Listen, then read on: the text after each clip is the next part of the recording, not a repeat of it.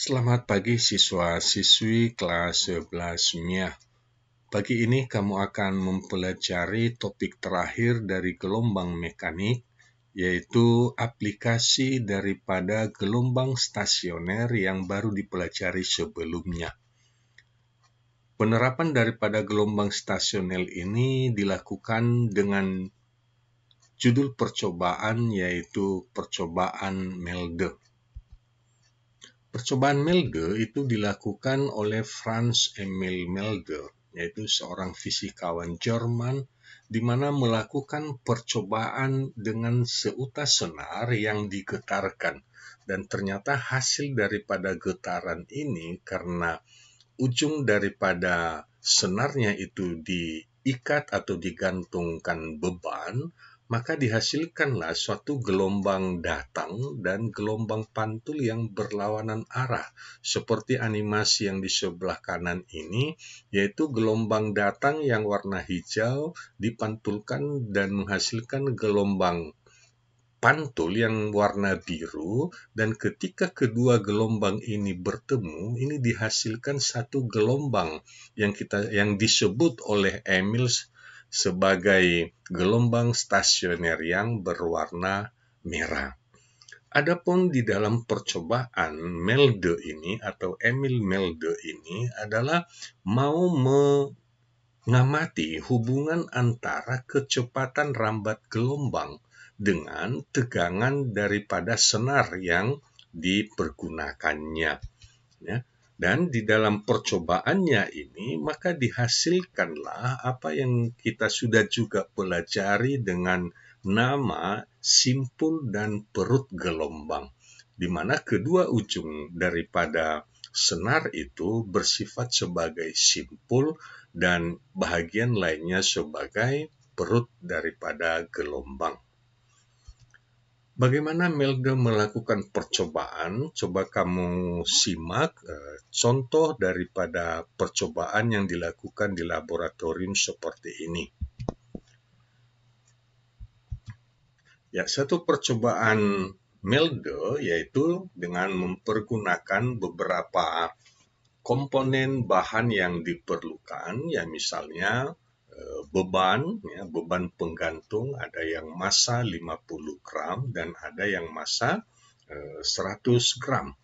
Kemudian selain beban penggantung, itu juga dipergunakan senar, atau pada percobaan ini yang dipergunakan adalah benang, benang yang cukup halus. Nah, benang yang cukup halus ini diikatkan pada time ticker. Pada time ticker ini yang nanti akan menjadi vibrator, dan kemudian dilewatkan melalui sebuah katrol, di mana beban itu akan digantungkan. Dan inilah gambaran daripada satu percobaan Melde. Ketika vibratornya diaktifkan, maka benang yang tadinya lurus akan membentuk gelombang. Dan agar menghasilkan hasil gelombang yang jelas, maka ini time takernya bisa digeser. Bisa digeser sehingga nampaklah bentuk gelombang di mana akan dihasilkan simpul dan perut gelombang. Coba diperhatikan baik-baik. Ya, nampak itu simpul dan perut gelombang di mana ada getaran daripada benang tersebut. Ya. Dari sini kita lihat, ya, inilah yang disebut dengan perut gelombang dan ini simpulnya. Dan ini terjadi secara bergantian dan ujungnya ini sebagai simpul. Terus ini perut gelombang lagi dan simpul gelombang sampai seterusnya di ujung daripada tali yang terikat pada vibratornya. Dari pengamatan ini kita dapat menentukan berapa panjang gelombang talinya. Berapa panjang gelombang yang dihasilkan dengan menentukan jumlah, berapa banyak perut dan simpul gelombang yang dihasilkan. Baik, kita lanjutkan. Untuk menghitung berapa besar kecepatan rambat gelombang pada dawai atau senar seperti gambarnya, gambar yang diberikan ini, maka dapat dilihat bahwa panjang tali, ini panjang tali dihitung mulai daripada ujung vibrator sampai dengan ujung yang melalui katrol. Nah, ini yang disebut dengan panjang tali. Nah, kemudian panjang gelombang adalah menghitung berapa banyak perut dan simpul gelombang. Seperti gambar ini, ya, kita mulai dari sini, ini adalah sampai di sini itu satu gelombang, dan kemudian diulangi kembali dua gelombang. Jadi di sini panjang tali menghasilkan dua gelombang. Dua gelombang ini terdiri dari simpul 1, 2, 3, 4, 5 simpul. Ya, 5 simpul gelombang dan perut gelombang 1, 2, 3, 4. Nah, jadi dengan 4 perut dan 5 simpul dihasilkan 2 gelombang. Jadi bisa kita tentukan berapa panjang gelombangnya dan juga bisa ditentukan bahkan kecepatan rambat gelombangnya. Dari hasil pengamatan Melde, maka disimpulkan bahwa kecepatan daripada rambat gelombang dawai itu merupakan akar daripada gaya tegangannya. Gaya tegangan ini adalah massa beban dikali gravitasi. Ya, massa beban dikali gravitasi. Dan berbanding terbalik dengan massa persatuan panjang daripada tali atau dawai itu sendiri. Jadi mu di sini adalah massa persatuan panjang tali atau dawai. Sehingga disederhanakan V sama dengan kecepatan rambat sama dengan akar F kali N per M. Apabila besaran daripada massa dawai, ya, massa dawai itu disederhanakan atau dikonversikan dengan besaran yang lain yang ada hubungannya dengan massa jenis dan luas penampang daripada dawainya, maka dapat dihasilkan bahwa kecepatan rambat gelombang pada dawai itu adalah akar daripada gaya, ya, sebanding dengan akar gaya tegangannya dan berbanding terbalik dengan massa jenis dawainya. Berbanding terbalik dengan luas penampang dawainya. Artinya jika luas penampang dawai atau senarnya makin besar, maka berarti kecepatannya akan makin lebih kecil. Baik, beberapa keterangan, ya, yang akan diberikan bahwa kecepatan juga merupakan besaran yang sama dengan panjang gelombang dikali frekuensi. Jadi ada hubungannya nanti untuk menentukan panjang gelombang yang dihasilkan pada percobaan Melde ini. Kemudian F itu adalah massa beban, yaitu beban yang digantungkan dikali dengan gravitasinya. Ya, sedangkan mu adalah massa dawai. Nah, mu ini adalah massa persatuan panjang dawai. Jadi massa dawai per panjang dawainya. Nah, jika massa itu adalah rho kali volume, ya, maka bisa kita gantikan rho kali volume per L, di mana volume ini adalah luas penampang dawai dikali panjangnya. Nah, luas penampang dawai dikali panjangnya, sehingga panjangnya bisa kita coret, kita tiadakan, maka sisanya adalah massa jenis dikali luas penampang, sehingga persamaannya nanti menjadi akar F per rho kali A. Di mana mu adalah massa dawai persatuan panjang, rho itu massa jenis dawai, L panjang dawai, dan A luas penampang dawai. Jadi inilah variabel yang dipergunakan untuk menentukan kecepatan rambat gelombang pada dawai atau senar.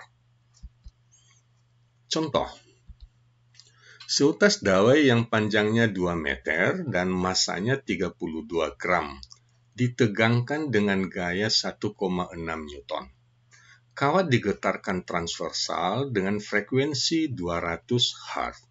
Tentukan A kecepatan rambat gelombang dawai, B panjang gelombang dawai, C kecepatan gelombangnya apabila tegangan menjadi 6,4 Newton.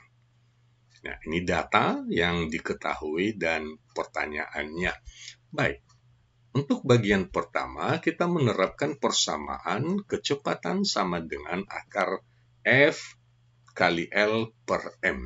F ini adalah gaya tegangan sebesar 1,6, L itu panjang dawai 2 meter, dan massa daripada dawai itu 32 gram atau 32 kali 10 pangkat min 3 kilogram.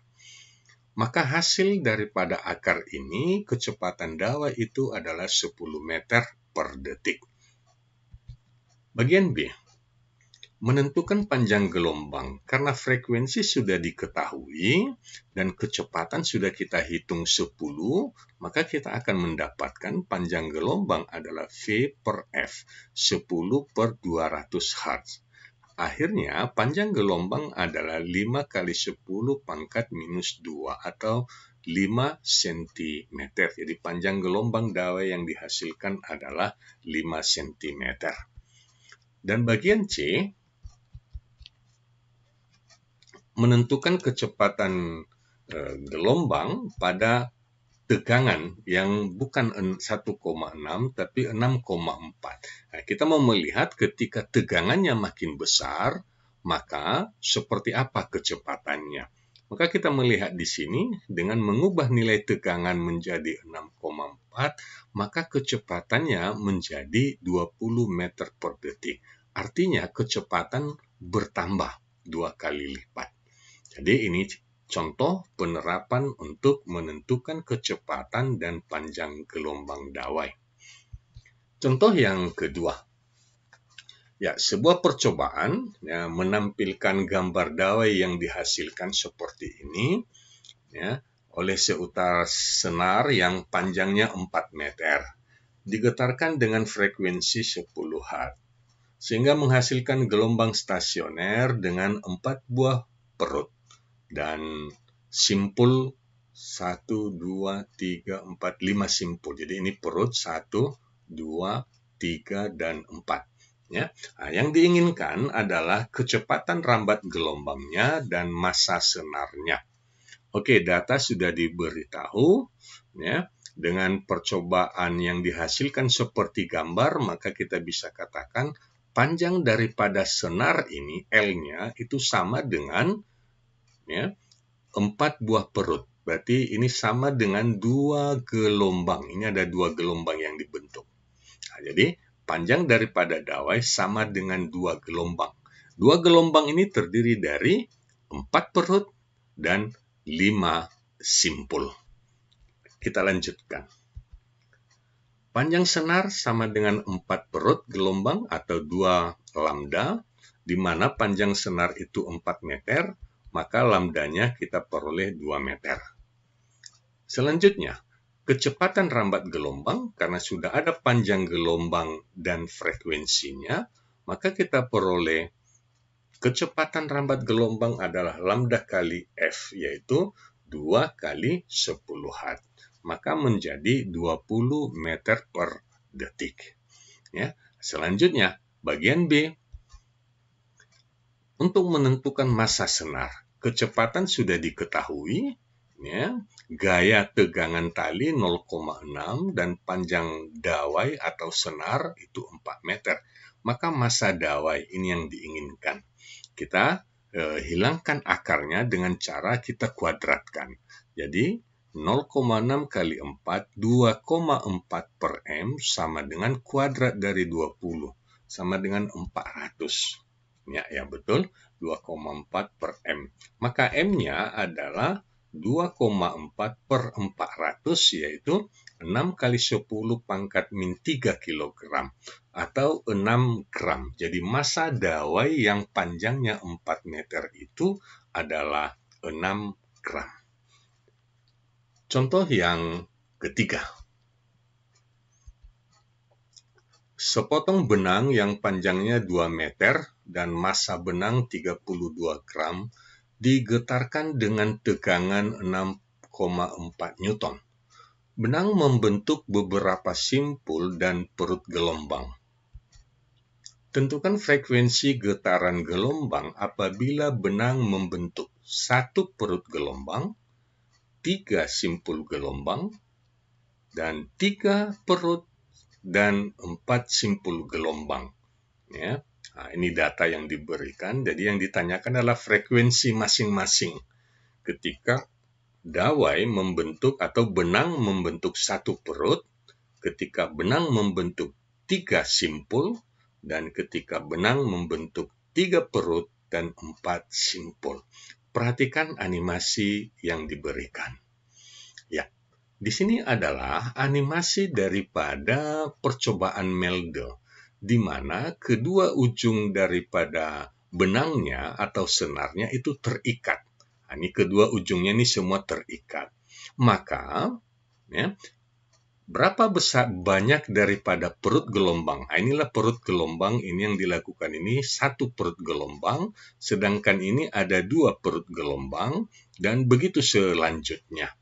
Nah, maka yang kita dapati di sini, jika pertanyaannya frekuensi untuk 1 perut gelombang, berarti percobaannya untuk gambar yang pertama.